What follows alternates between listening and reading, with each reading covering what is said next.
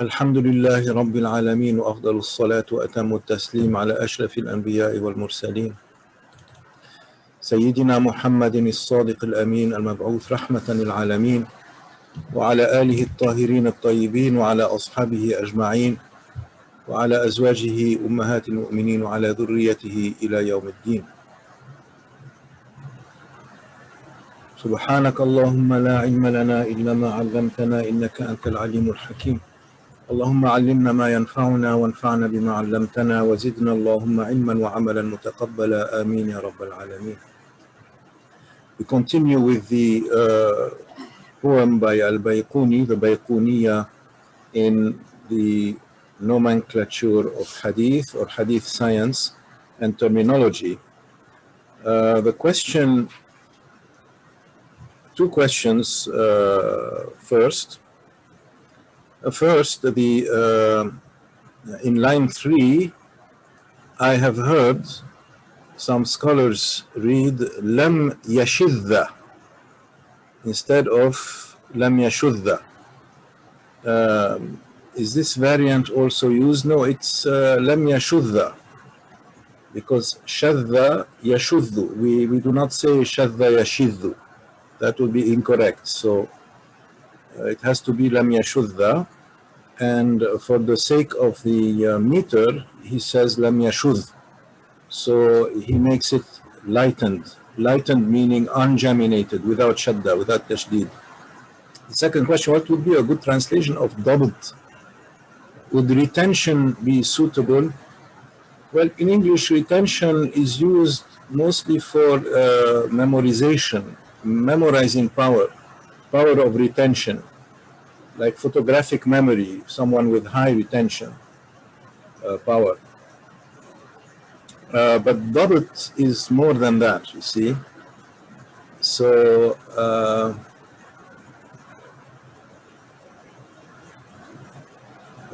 there has to be knowledge of the importance of precision. Meaning that it is not enough to memorize the hadith's gist or general meaning, and it is not enough to memorize the narrator's names without really being sure about their place in the sanad, for example, or the hadith's names when it comes to their first name, but not the name of their father or their nisbah. Yani, when the full, complete name is given, and it is in the proper place in the isnad, and the narrator is aware that were it not the case, then there is deficiency in their narration. That is dabt in the isnad. And then word for word and verbatim, that is dabt in the matan. But if one is aware that the important thing is the gist and considers that this is enough, then they might not focus on verbatim. They focus on being sure that the gist is there, that nothing has been changed, because there has been a report narrated to that effect, that as long as you do not change the halal into the haram and the haram into the halal, then the reading of the Quran is correct, meaning with synonyms, with paraphrases, with the gist being conveyed. But this is not what is followed, of course, by consensus. By consensus, you have to, recite the Quran in the precise way of the reading that you've learned it in. That is a later consensus. But those that considered that it was okay to narrate the hadith by its gist used the fact that there were several readings, like Al-Hasan al-Basri radiallahu anhu, he said there are several readings for the Quran. There are many. The Quran was was revealed in many different readings. So why are you so strict about the hadith? Meaning the hadith also can be conveyed according to its different senses, or whatever sense was understood by the hearer. Ibn Sirin, on the other hand, was not a partisan of that. He was a partisan of narrating strictly ad verbatim, or ad verbum, meaning verbatim.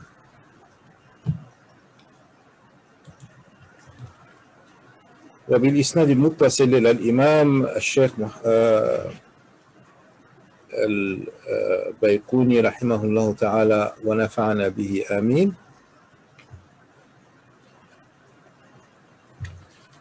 قال: ومرسل منه الصحابي سقط، وقل غريب ما روى راو فقط، وكل ما لم يتصل بحال إسناده منقطع الأوصال، والمعضل الساقط منه اثنان، وما أتى مدلسا نوعان: الأول الإسقاط للشيخ وأن ينقل عمن فوقه بعن وأن، والثاني لا يسقطه لكن يصف أوصافه بما به لا ينعرف، وما يخالف ثقة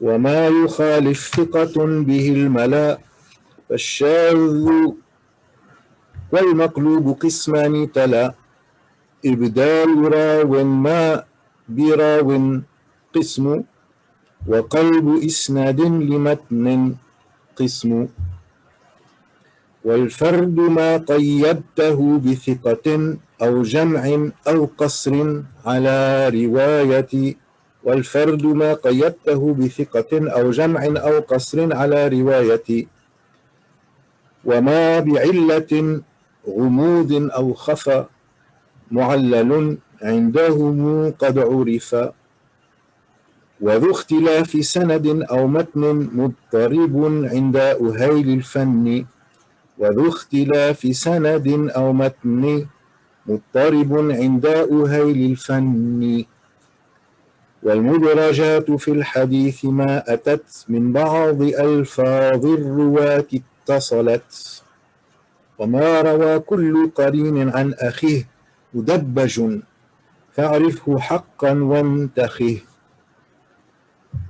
متفق لفظا وخطا متفق، وضده فيما ذكرنا المفترق، مؤتلف متفق الخط فقط، وضده مختلف فاخشى الغلط، والمنكر الفرد به راو غدا تعديله لا يحمل التفردا، متروكه ما واحد به انفرد وأجمعوا لضعفه فهو كرد، والكذب المختلق المصنوع على النبي فذلك الموضوع، وقد أتت كالجوهر المكنون سميتها منظومة البيقوني، فوق 30 ب4 أتت أقسامها تمت بخير ختمت. So he continues with the mursal, the dispatched hadith or expedited hadith. حديث مرسل منه يعني among the types of the hadith, the categories of hadith, مرسل منه, and then he defines it. مبتدا وخبر. الصحابي سقط, that's the خبر. So the definition also, it's when the mention of the companion has been dropped. سقط is now absent. So that's the mursal. It is narrated directly from the tabi'i, such as Hassan al-Basri, for example, from the Prophet sallallahu alaihi wasallam, or as in tafsir, for example, the majority of the tafsir narrations are like that, you know, because of the high number of tabi'i schools of tafsir. But we know from whom each of those tabi'in has, has obtained this knowledge. Like for example,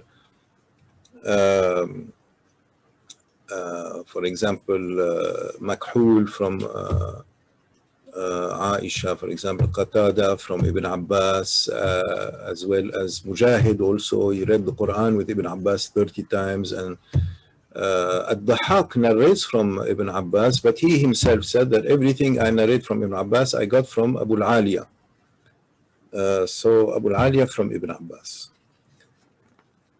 So, and then even if it stops at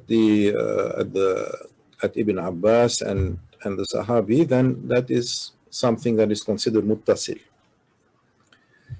And then the gharib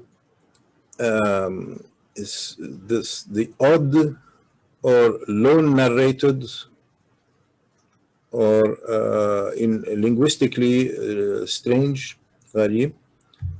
But here we mean the lone narrated hadith is that which only one narrator relates. He could have put that directly after or together with the other types of number related chains when it comes especially to the companion, because we mean primarily here the companion narrator is single. It is only known through this. For example, an example of the gharib, and it has nothing to do with sahih or not sahih, is, as this example shows, the hadith of intentions narrated exclusively from Sayyidina Umar radiallahu ta'ala anhu. But it is also gharib at the next generation layer of the chain, the tabi'i. And I think the one that follows it, and then it becomes mass transmitted or more widespread than simply to say gharib. But nevertheless, it is in the Sahihain and the Muwatta, etc., and the Sunan. So it can be gharib, but at the same time, it is authentic. He could have put them with the Aziz and with the Mashhur as well, right? Because they are in ascending order of numbers of these. So the Aziz, as we said, is what is narrated by two narrators. And the Mashhur is three or more. So Gharib, Aziz, Mashhur. And then he says that everything that is not connected in one way or another, meaning if there is any gap in a gap of any number of narrators, one or more, then we call its chain munqati'. See the difference between munqati' and maqtu'? As we said before, maqtu' is the statement of the tabi'i. Like for example, Mujahid said, so this is maqtu', and a lot of as we just mentioned, a lot of the narrations of tafsir are maqtu'. But that is not to say that that they don't have clout and authenticity up to that tabi'i. And if it concerns something that is from ghaib or from thawab, the reward or the punishment of an act and so forth, the states of the hereafter and so forth, then it has the hukm, the ruling or status of a prophetic hadith, just like the same type of narrations from companions and stopping there, mawquf. So the mawquf, the maqtu', and even the tabi'i, same, if it is authentic to them and they are trustworthy, it has the status of a prophetic hadith when it concerns ghaybiyat or sam'iyat, meaning hadiths related to the unseen that only a prophet can know. And then the mu'adal is when there is more than one gap in the chain, two or more. That is how he defines it. But Ibn Hajar defines it as two or more in different parts of the chain, not successive. You see? So Ibn Hajar gives more leeway. This one, no matter where, even if successive, then it is considered mu'adal. And then he switches in the second half of the verse, or second hemistich of the verse, to the mudallas chain, or chain here we mean. Now, what comes as a mudallas hadith is of two types, and both types concern the chain. The first one is to drop the name of a sheikh of ours, and to just narrate from someone above that sheikh by saying an, from, you see. So I narrate from, and then I say, I will say, for example, Maulana Sheikh Abdullah Daghestani. But everyone can tell that I never, related from him anything, not even met him.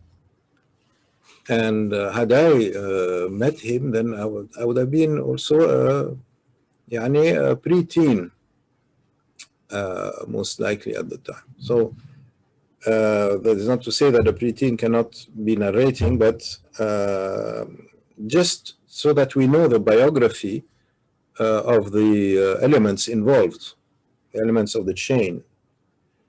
But what is the reason for dropping off the? It could be that simply a person does not remember, so they drop off. But usually the main cause for dropping off the name of the sheikh is weakness of the sheikh. They don't want to mention their weak link. They want to mention only the strong links of the chain. So when they realize that the one that they heard the hadith from is actually a weak narrator, considered a weak narrator by the people of the discipline, they just omit to mention the name. So this is to drop off the name of the sheikh. And then the second type is he does not drop off the name of the sheikh, occulting the sheikh or obscuring the sheikh by name, by dropping off the whole person of the sheikh. And it becomes like a gap in the chain and a missing link. No, the link is still there. However, he describes or mentions the sheikh by a different attribute or epithet or name, like such as instead of saying I narrate from Abdul Fattah Abu Ghudda, we'll say I narrate from Abu Zahid also. Well, this is the same person, you see. So now he gives the impression that, oh, he also has another sheikh here. And then the next he will say Al-Halabi. He uses the nisba. Well, that's the same person again. It's not a third sheikh. So it could be to give the impression that they have a lot of shuyukh, and it's just the same one or the same ones that are constantly recurring. Or it could be that they dislike that person, and they just don't want to make them recognizable. For example, I'll give you an example, and an astonishing example, because it is found in no less than Sahih al-Bukhari. And it is done by Bukhari himself, with Muhammad ibn Yahya al-Dhuhli, the great authority of Naysabur. Why? Because that person had done so much harm to Imam Bukhari. That person, although at first welcoming Imam Bukhari to Naysabur when he first arrived there, later on persecuted him and made takfir of Imam Bukhari for an issue of aqidah that is debatable, that certainly did not merit takfir. And Imam Bukhari, of course, His aqidah was most probably, knowledge is with Allah subhanahu wa ta'ala, but most probably stronger and more staunch and more strict, because strictness means truth, truthfulness, not strictness in falsehood and strictness in extremes, in which case, as Imam Sufyan al-Thawri said, anybody can be strict. No, it has to be with wisdom, with truth, truthfulness, with and with accuracy. So instead of calling him Muhammad ibn Yahya, he calls him by the name of he says Muhammad ibn Abdullah, attributing not the son of his father, the son of his grandfather. So it becomes a little vaguer. Or even Muhammad ibn Khalid, that is the great grandfather, Muhammad ibn Khalid. You see? And he does not mention al-Dhuhli. And sometimes he might even say Muhammad, narrated to me. So that's him, that's this same guy as Dhuhli. When Imam at-Tirmidhi says Haddathani Muhammad, he always and exclusively means his teacher, Imam Bukhari. So this is not Tadlis. This is well known. Yani Muhammad ibn Ismail al-Bukhari. But in the case of Zuhli, this is Tadlis. And the reason is that, he hurt him, that's why. I mean, he broke his heart, so he does not like to advertise him. Wallahu a'lam. وما يخالف ثقة به الملا. So al-mala is the assembly, like al-mala'ul a'la, the assembly of the angels.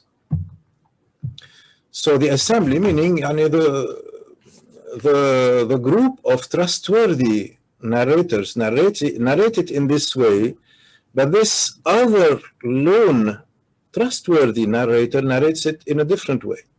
He has, for example, an addition or something. So that kind of mukhalafa is of the thiqah. And emphasis on these two words, yukhalif, there has to be a kind of contradiction. It's not just a difference. It's a kind of disagreement. It has a kind of opposition in meaning, or an addition in meaning that radically alters the status of the matan, or the message of the matan, of the hadith. And the other thing to pay attention to is it's done by a thiqah. So that is called shadh, anomalous or irregular. For example, the irregular readings of the Quran, meaning anything other than the 10 mass transmitted readings. For example, the reading of Imam al-Hasan al-Basri is considered among the additional 4 of the 14 readings, you see. The bottom 4 of the 14 readings are all shadh, let alone everything that comes after that. But those bottom 4 are the most prestigious of the shadh readings, you might say. So that's why they are kept as part of the so-called 14 readings. But only 10, the top 10 are the mass transmitted ones. Only the top 10 are considered Quran. So Al-Yazidi also, that is another one of the bottom 14, those 4 shadh readings. And then there's a couple others, Al-A'mash, I think, and one more. So you might also say aberrant, because aberrancy, that is deviating from the authentic one. But here it is shadh in a light way, because after all, the narrator is trustworthy. You see? But if there is a mukhalafa, that mukhalafa makes that narration weak. And it is shadh in this respect. other people were defined it in a more strict sense. Like Al-Hakim, for example, he didn't say ما يخالف. He said ما من فرد به الثقة. يعني if the thiqa is alone narrating this, whether there is a mukhalafa or not. See, so that is stricter because it means anything that the thiqa is adding or subtracting or changing, etc., that to him is enough to consider his narration shadh in this respect, because it is not mentioned by the other, even if it does not change the overall gist of the hadith. There is no mukhalafa, you see. So that would be a stricter definition, but this is the main one and the agreed upon one. There has to be a mukhalafa. If there is a mukhalafa, then this would be considered shadh, therefore weak, even though coming through a thiqa hadith. And then he moves on to the maqlub, and he says there is two divisions to the maqlub, which means what maqlub? Yani topsy-turvy. And also qalb in linguistics, in Arabic etymology, is transposition of a letter with another. Yani they switch their place, the two letters switch places inside the word, even if it has 3 letters or 4 letters or whatever cognate of that, the other verbal forms involve.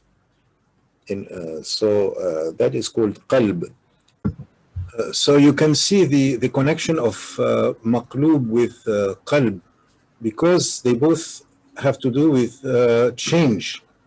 Yani topsy-turvy meaning yani upside down, this changed in its order, the way that, you know, the heart switches from one state to another, and the gazes also.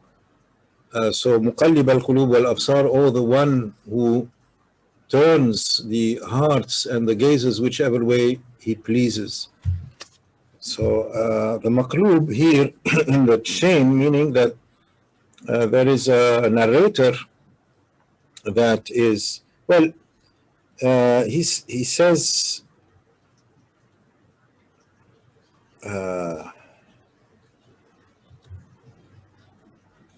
it is the second type of the maqlub. The first type of the maqlub is ibdal, substituting one narrator for another, you know, in the chain. And the other type of the maqlub is substituting one chain, one matan for another. So in the first type is, instead of saying that X narrates from Y, you say Y narrates from X. This is wrong. This is a kind of mistake where you do not know about the biographies of the people, for example, which would allow for one to make such a mistake. Because then forgetting which one comes first, then you say, well, there is a 50% chance that I'm correct if I do it this way, or the other way. So I will choose this way. He does so arbitrarily, does not know the biographies of those people. Otherwise, he would realize that no, one is old, the other one is young. Or even if they are not, even if they are exact contemporaries, he knows which one is the one that narrates from the other. And the other type is the chain is perfectly fine, but hadith, the matan that is stuck to that chain, doesn't fit it. It comes through another chain. And this is what they did with Imam Bukhari when they tested him when he arrived in Naisabur. They gave each one of those who tested him, and there were 10 people, 10 hadiths. And they jumbled the chains and the matans. So that was a total of 100. And he all memorized them on the spot when he heard them say that.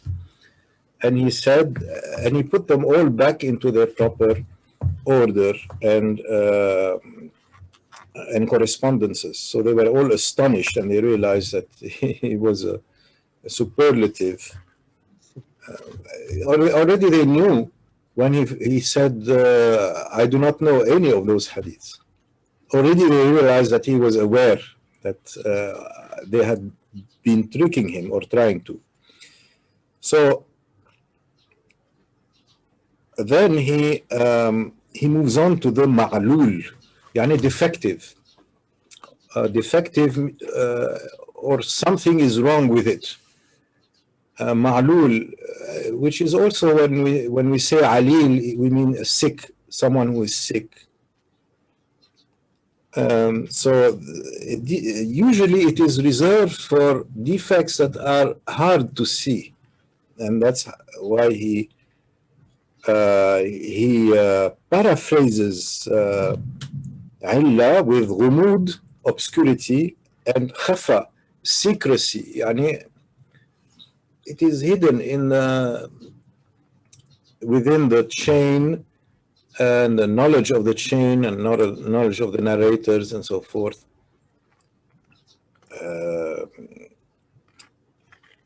And its relationship to the matan. So it involves also the matan. And Imam Ahmad ibn Hanbal has a book of the Ilal al-Hadith. Imam Daraqutni has one. Al-Hakim and others. And then when there is a difference or disagreements inside the chain or the matan on the part of a single or involving a single narrator or more, such as, for example, this person narrates it with A from B from C. This other person narrates it with A from B from X, or with qalb or whatever. So, or in the chain, in the matan, meaning the matan itself is spoken differently, is worded differently. See? So that is called idtirab, discrepancy. Muttarib, discrepant. There is some discrepancy in it.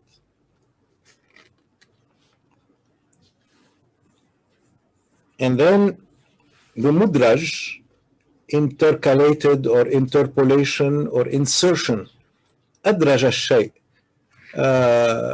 Darj is a drawer. You put something inside the drawer.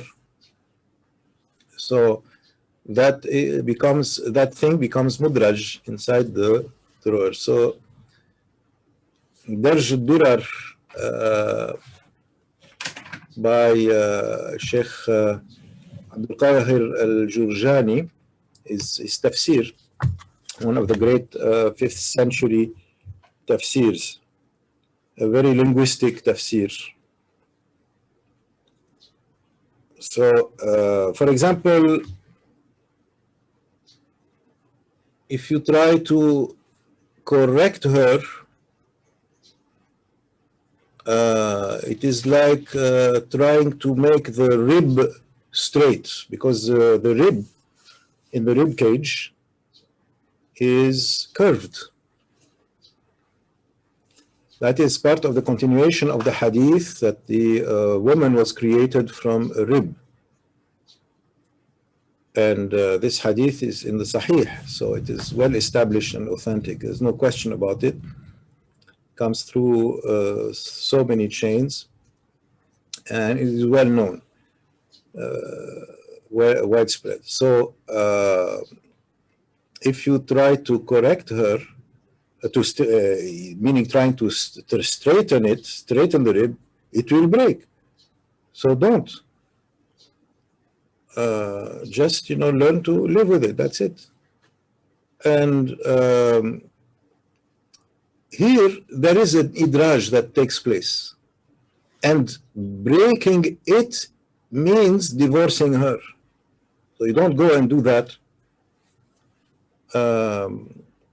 But that's not part of the hadith. That is an intercalation or interpolation by one of the narrators, in this case Abu Hurairah radiallahu anhu.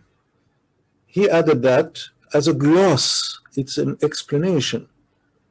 You see, they quickly picked up and understood that, breaking it is in this respect. Doesn't mean breaking literally, it is a break.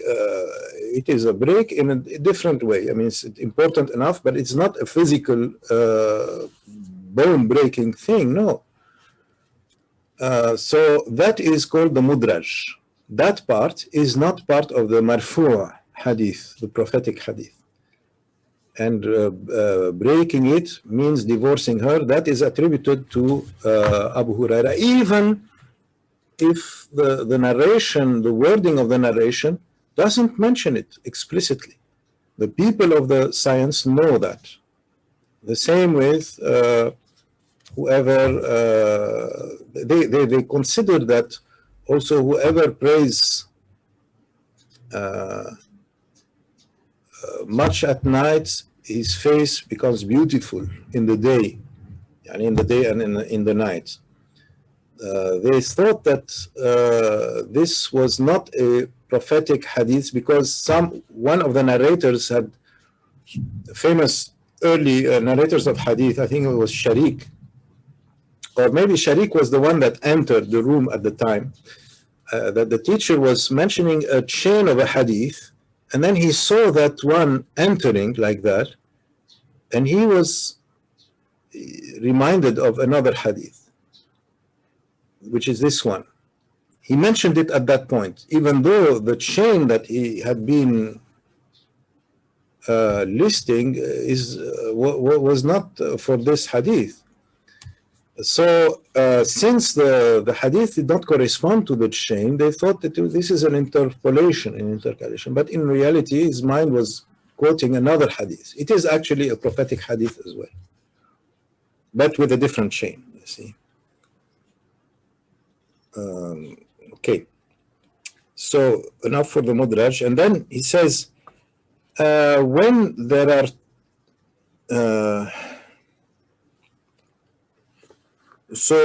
in the mudraj he says min ba'di alfadh al-ruwat ittasalat, so it is connected to the wording of the hadith. That's why it is sometimes mistaken as being part of the hadith, but it is not, therefore it is mudraj.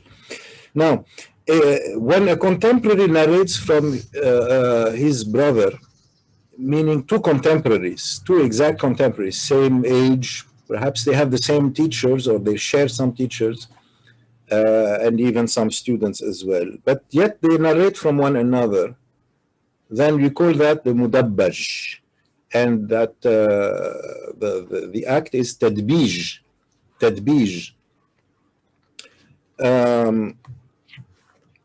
For example,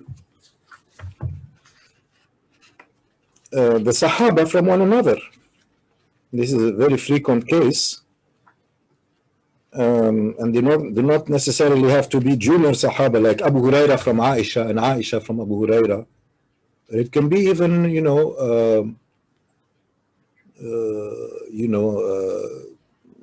narrating from, let's see, it can be even Sayyidina Ali radiallahu anhu, narrating from Sayyida Aisha, for example, if for example, in the things that Aisha radiallahu anha corrected from an intimate setting, intimate knowledge that she had about hadiths that are related to, things that she would have known better, you see, and she got that knowledge from the Prophet sallallahu alaihi wasallam, so she would correct the notion of, like for example, the fact that even penetration alone without ejaculation does compel ghusl. It makes ghusl obligatory because that incurs major ritual impurity. Whereas the original ruling was that as long as there is no ejaculation, there is no ghusl needed. But that was overwritten and superseded by, and she knew it. So she corrected the notion of some of the Sahaba that it was still according to the original ruling. And they took that and they applied it.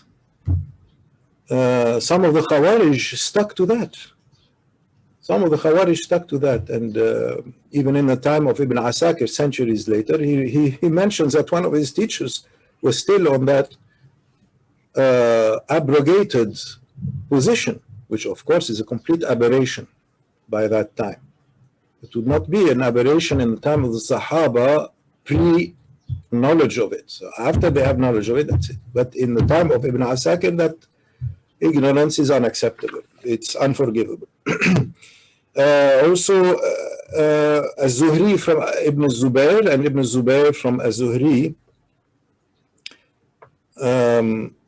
If you consider Ibn Zubayr a tabi'i, but Ibn Hajar and the majority opinion was that Abdullah ibn Zubayr, even though he was a baby, was a companion.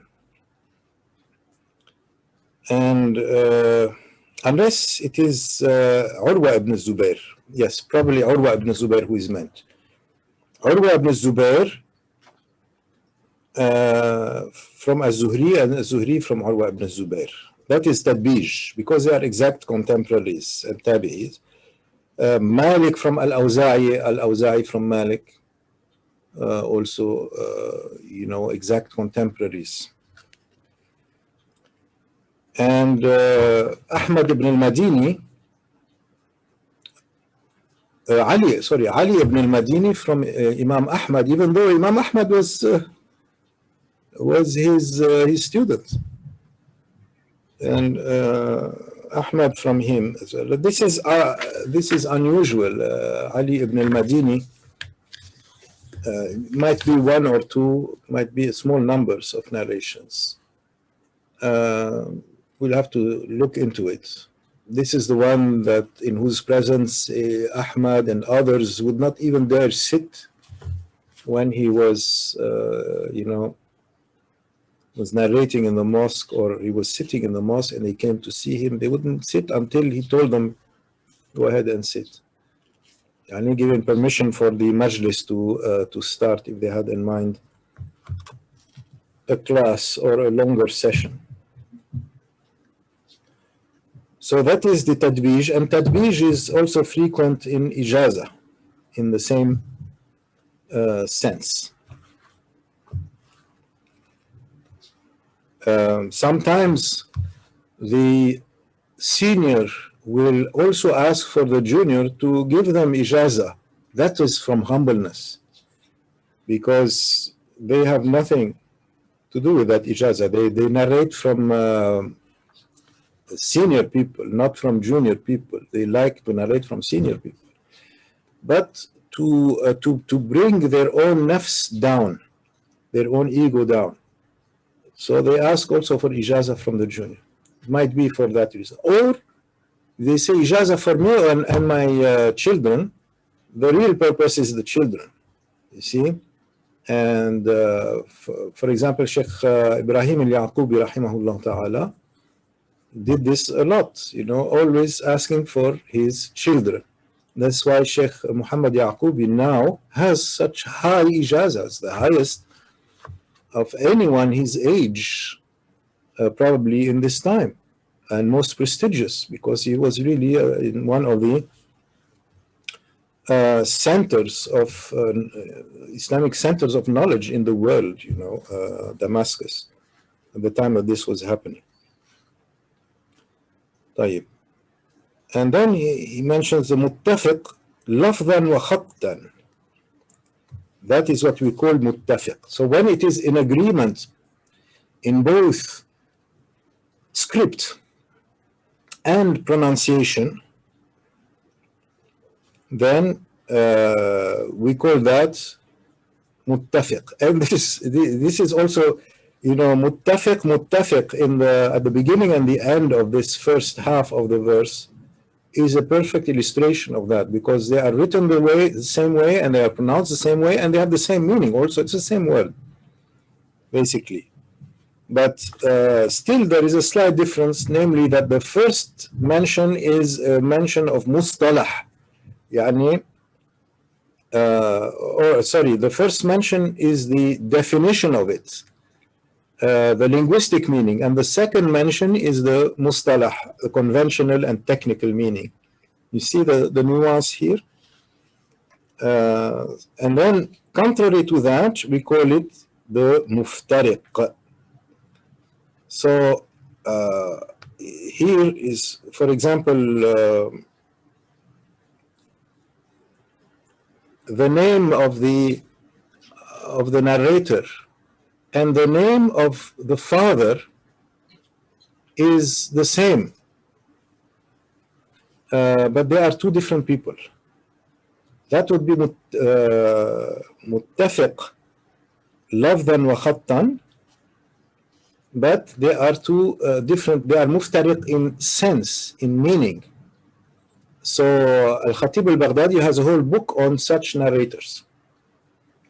And it could be also that the nisba is might be the same. They are from the same village, they are from the same town, they are from the same tribe as well.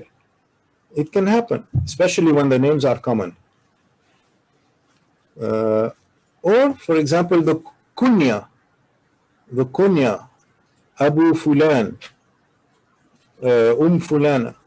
See, so we have to know. So there is different ways of differentiating them. For example, the hadith of At-Tirmidhi, that when you enter the mosque, make salawat and salam on the Prophet and his al, and his house, his family. That is narrated from Fatima, from the Prophet ﷺ. But this is not Fatima, the daughter of the Prophet ﷺ. It is Fatima al-Sughra, Fatima al-Sughra, يعني the great granddaughter of the Prophet ﷺ, narrating this. But she got it from, or the granddaughter of the Prophet, she got it from her mother, from Fatima herself. See, so Allah knows best. From her mother or from her grandmother. Allahumma salli ala Sayyidina Muhammad. Anyway, it is a famous hadith and it is in Tirmidhi, so we can double check. But definitely it comes from Fatima as-Sughra. And this is an example of the Mukhtalif, of the Muttafiq and Muftariq. Then Mukhtalif is something that is only the same in script, meaning without the dots. Like, for example, Bushr and Busr and Nusr. You see, so they were debating which one is it, and Imam Daraqutni was in prayer nearby, and he heard that, and he started reciting Noon wal qalami wa ma yasturun. So, but the first word is Noon, so they realized it was Nusr. That is, I mean, perhaps in his madhab, and for the non-fard salat, it is allowed, or maybe did not care whether it had a connection to the outside conversation or not, and he said that purposely.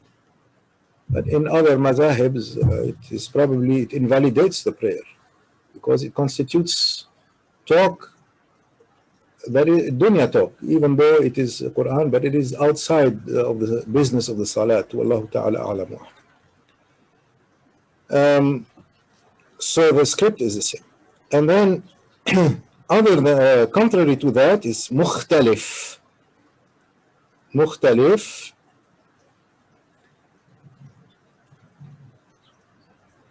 Now, Mukhtalif, here the examples that are given for the Mukhtalif in this case is when, for example, we say such is the only example of that name, except for very few rare exceptions that are like confirmations of the rule.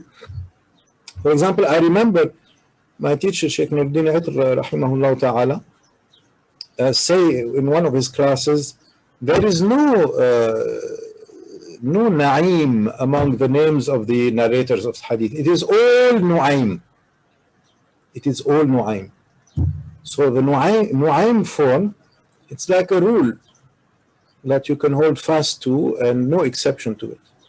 And if there is an exception, then at that time you can memorize the exception because they are very rare cases. And it is noteworthy to note that. So that is that is the kind of Mukhtalif.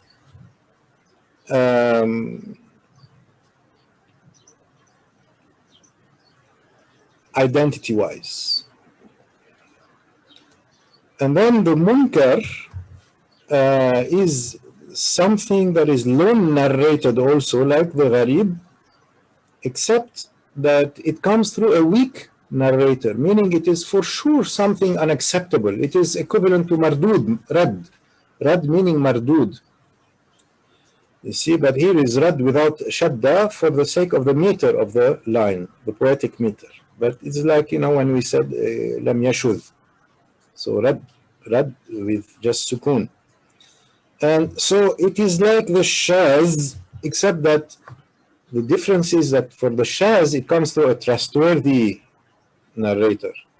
But the Munkar comes from a non-trustworthy narrator, is a da'if narrator. And non-trustworthy from the viewpoint of memorization and accuracy. Then the Matruk,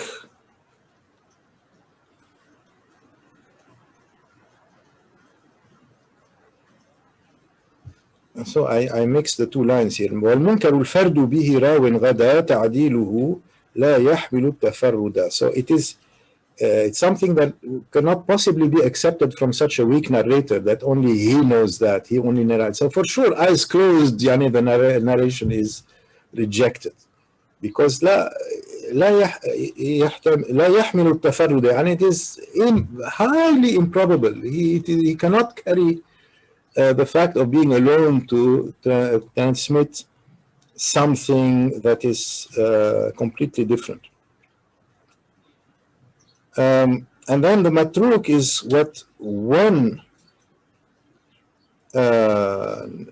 narrates also, and they are all in agreement about his weakness. So it is like the rejected hadith. So they are very close to one another here. And then the Mawdu' hadith, the forgery, meaning the lie, the fabrication, that is what we call Mawdu' hadith, a forged hadith, a forgery, al-Mawdu'. And there are many such collections of Mawdu', but perhaps one of the most interesting and really developed and innovative is the one by Mullah Ali al-Qari, al-Asrar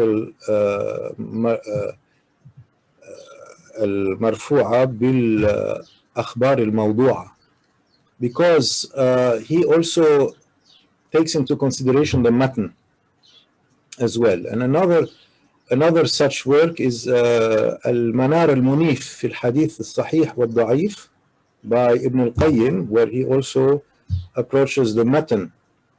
But probably Mullah Ali al-Qari is more rich. And anyway, he integrates an epitome of the Manar al-Munif in his work, in the third part of that. I translated it in full, so you can look it up there. And my introduction to it also mentions the whole genre of the forgery and the different typologies of forgery, and the different types of forgery, the motivations for forgeries, the famous forgers, and the telltale signs of forgery that they listed, and so forth. And he finishes with the last two lines. He says, now this has been all like a precious hidden jewel, which I have named the poem of Al-Bayquni, and it counts above 30 lines by 4, meaning 34 lines in total. These are nice because this is like a seal of authenticity, or at least of attributiveness at the end of the work. And this is how many books either begin or end with, for example, Alhamdulillahi Rabbil Alameen, etc. يقول العبد الضعيف, the weak servant says, Fulan ibn Fulan ibn Fulan al-Fulani. The identification of the author of the work. Or at the very end, ختمه العبد الفلان عبد فلان ابن فلان, etc. But usually we look for that at the beginning of books, usually. But here, for poems, you can end with it. And this is important for the nisbah of the work or the poem. And then the number shows that nothing is missing. When you count and you actually find out that it's exactly as he says, and we know that, you know, if the Burda, for example, had that, we would know, but it doesn't. And so sometimes we say that, you know, these actually were added. It's salawat on the Holy Prophet ﷺ and so forth, supplication, exactly with the same meter. So they fit in very nicely, but they're not from the original author. And Allah knows best. And then it says its categories are all finished with goodness, and it is now done. Khutimat, it is closed, it is finished, it is sealed. Wallahu ta'ala a'lam wa ahkam. May Allah benefit us with it. Ameen in dunya and akhirah. Wa sallallahu ala Sayyidina Muhammad wa ala alihi wa sahbihi wa sallam. Alhamdulillahi Rabbil Alameen.